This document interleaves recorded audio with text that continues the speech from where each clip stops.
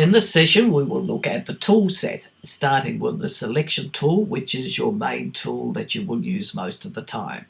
There's also the trim tool, which will allow rolling edits at an edit point.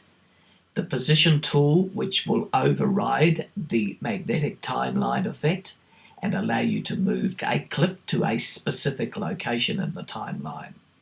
We'll look at the range tool, which will let you select within a clip that's not necessarily at the edit points of a clip. And we'll also look at the blade tool, and we will look at the Command B option of the blade tool, which will allow you to stay selected on the select tool and still make cuts.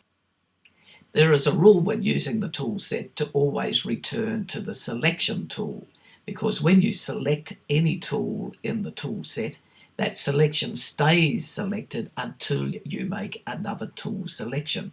So if you have the rule of always returning to the selection tool by pressing the A key, you will always know where you are at. Though it's not in the tool set, we will look at the Precision Editor as a tool, and we will also look at the Open in Timeline feature, which allows you to make global changes in the event browser prior to you making your edit.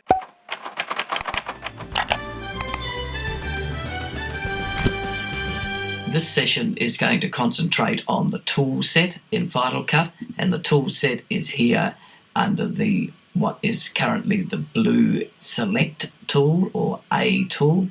These can be changed to different selections as you need. Normally you will have it on the arrow, that's the Select tool, and as we've seen in the past, when you click on a clip, that Select tool will highlight the clip.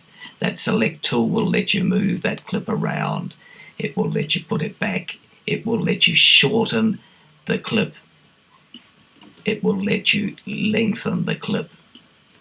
And it will let you select tracks of audio. It will let you modify those audio tracks so we can reduce the sound levels, increase the sound levels. So the Select tool is the tool that you will have selected most of the time, and a good rule of thumb is that when you're using the tool set, you always return to the Select tool so you know which tool you're at. So it's a good rule to remember the shortcut for the Select tool, which is the A key. Now let's have a look at some of the other tools in the tool set, and the next one down is the Trim tool. It's selected with the T key, and you'll notice with the Trim tool that the cursor will look similar to this blue selection that you're seeing here at the moment. So as I move the cursor now over an edit point, and if we zoom into that, you can see that that cursor there, that trim cursor, is selected. When you move away from the edit point, the cursor changes. And what the trim tool does is it allows you to edit the point a little differently than you would edit it with the selection tool. Now if we look at this clip here and we play through it, I've just scrubbed through this clip here, we can see that this gondola is moving down the canal here, and then in the next shot there is a shot from the bridge going over the canal. Now with the trim tool we can move those two clips and change the edit point.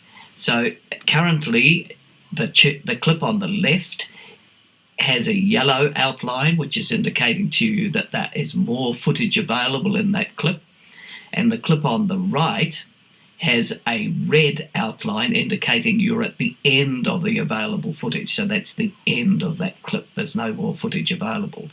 If we move it to the right now, I can see more of the clip on the left and less of the clip on the right. And what we're going to see now is that the clip on the left is going to move and distort because of the camera movement.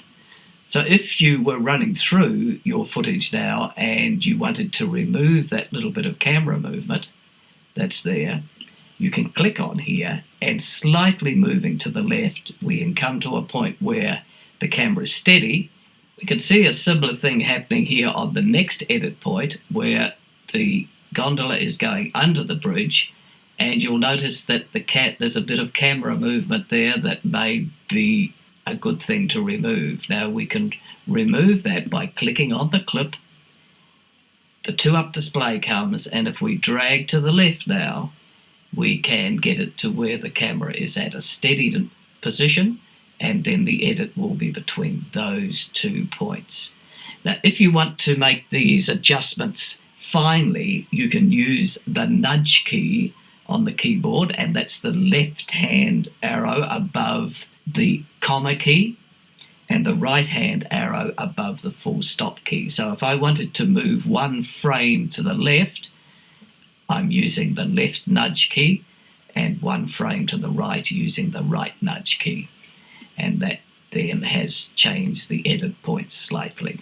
One of the other things to notice with the trim tool is that when you click on a clip, if you were using the A or the select tool, that clip would be selected. But when you click on a clip with the trim tool, only the edit points are selected, not the clip itself, so that you can then go to either of those edit points and make your adjustments.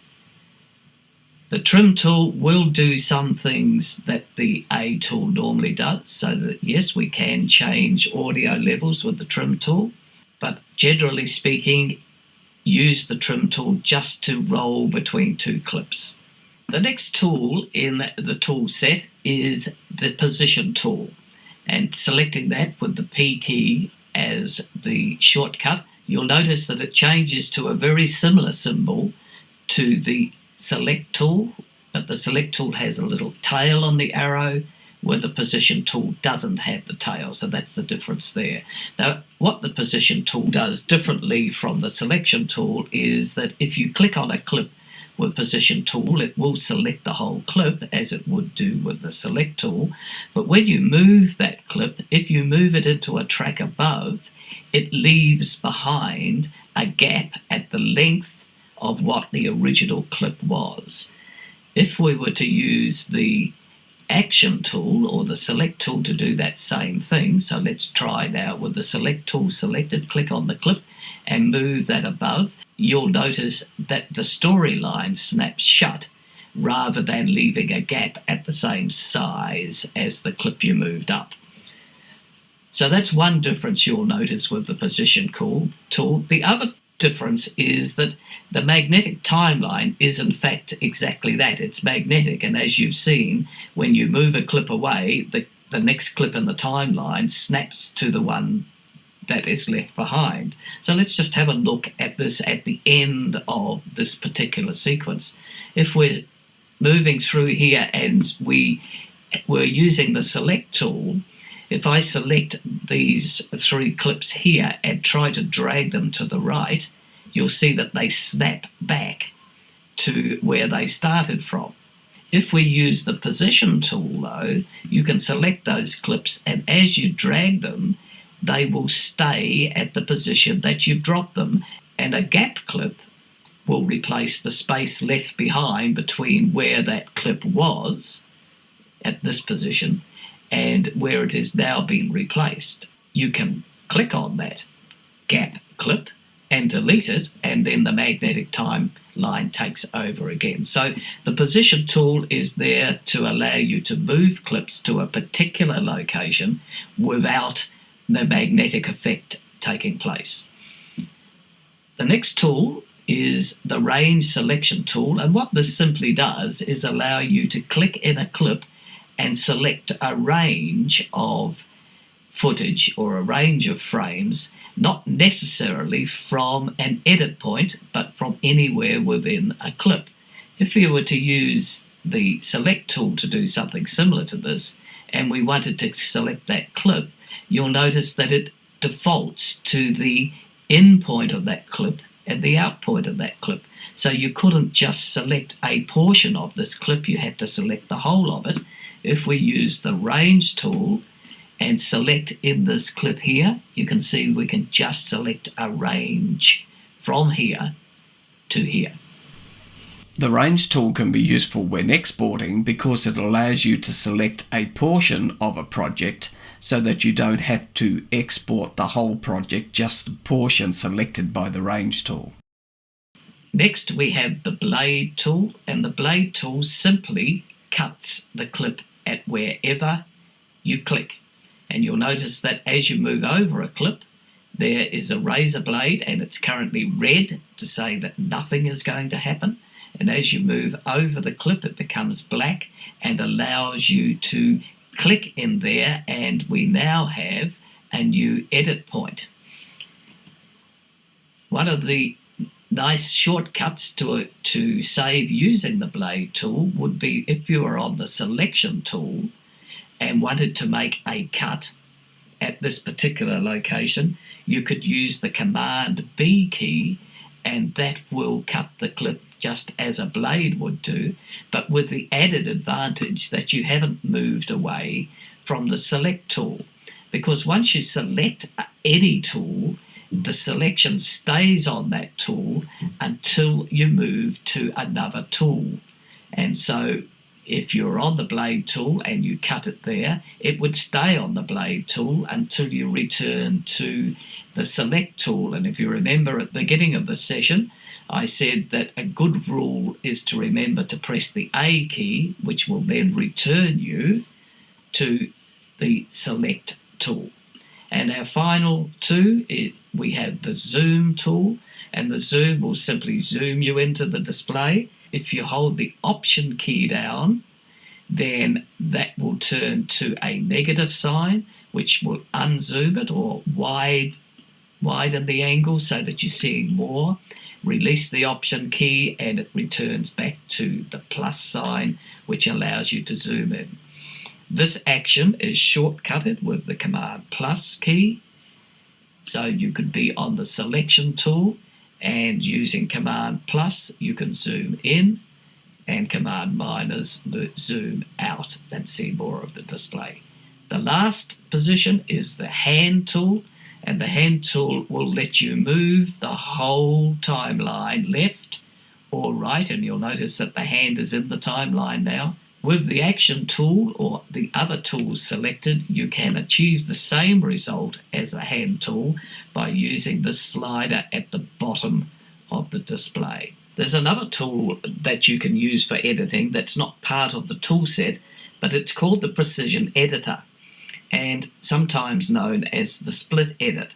And what this does is it gives you a visual view of an edit point and what available footage there is in the raw footage. Let's have a look. So if we go to an edit point and double click that edit point, the Precision Editor opens up, and what we're actually seeing here is the edit point expanded so that what's in the top left hand area is in fact the storyline up to this point. And then on the right hand side of that is the available raw footage that is in the event. Equally here at the edit point, on the right hand side is the footage that is currently edited into the timeline, and on the left of that edit point is the available raw footage that is in the event browser. Now there are three ways of editing with the Precision Editor.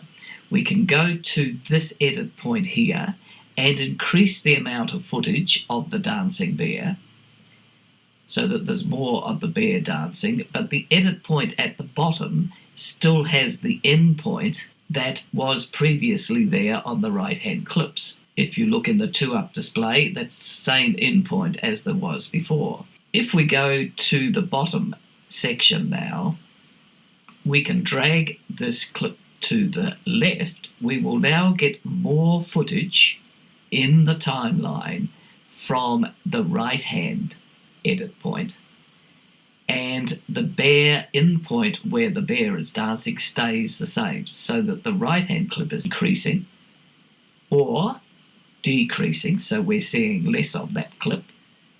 The other way to use the Precision Editor, the third way, is to click in the middle here and you can take a rolling edit. So if we go to the left, we will get less of the bear but more of the footage on the right. And if we drag it to the right, we'll get more of the bear and less of the canal on the right. So the position editor gives you a very visual way of editing a point if there are items that you want to be absolutely sharp on. To close the position editor, you double click at this point, or you can click close position editor down here. So let's double click it, and the position editor pops back, and any changes you made are now reflected in the storyline.